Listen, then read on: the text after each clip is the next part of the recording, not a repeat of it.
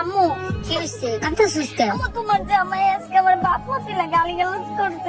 আরে বাবা, সংসার জীবনের কমায় তো বাপে আমার কত গাইলে দেওস না, একটু ধৈর্য ধর। আচ্ছা ঠিক আছে। হ্যালো আম্মু, আম্মু তোমার জামাই আজকে আমার গায়ে হাত তুলছে, আরে স্বামী একটু মারতেই পারে।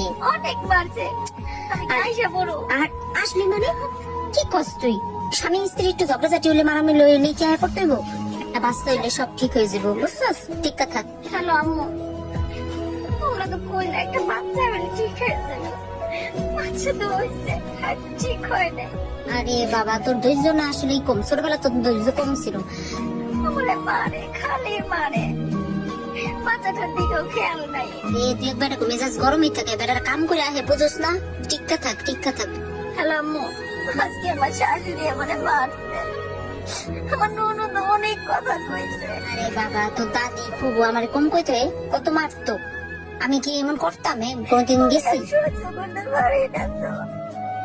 শ্বশুর বাড়িতে লাল শাড়ি পরে যাইতে হয়, সাদা শাড়ি পরে বাইরে দিতে হয়, বুঝছিস? একটু সহ্য কর, সহ্য কর, মানলে সব ঠিক করে দিবে। হ্যালো আম্মু, এতদিন অনেক সহ্য করছি, মারছে চাইলেছি, সব সহ্য করছি, কিন্তু এখন এখন কি করে জানো? এখন অন্য একটা মায়ের লাগে সম্পর্ক। একটু ধৈর্য ধর, মা ঠিক হয়ে যাবো। আর কত?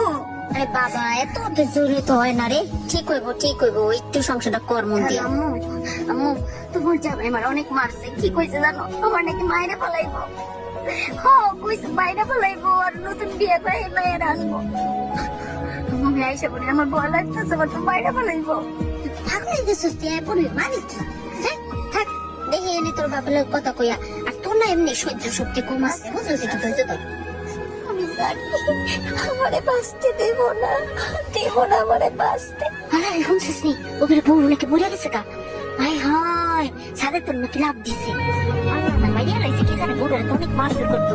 আর সে মাইয়ে কি কামড়টা কাঁদতাছে।